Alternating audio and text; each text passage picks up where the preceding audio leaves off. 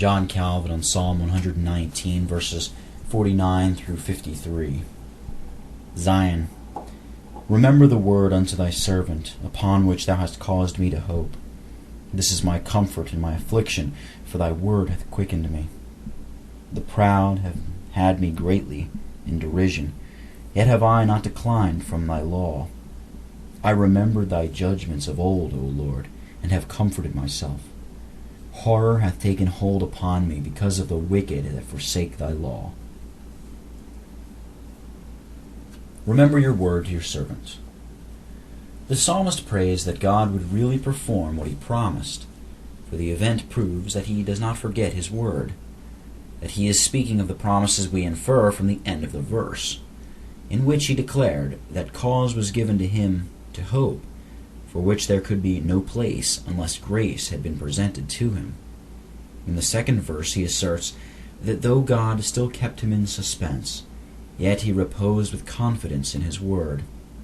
At the same time he informs us that during his troubles and anxieties he did not search after vain consolation as the world is wont to do, who look around them in all quarters to find something to mitigate their miseries, and if any allurements tickle their fancy, they make use of these as a remedy for alleviating their sorrows.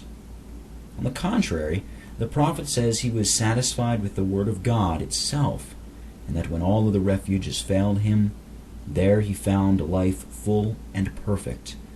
Nevertheless, he covertly confesses that if he does not acquire courage from the word of God, he will become a dead man.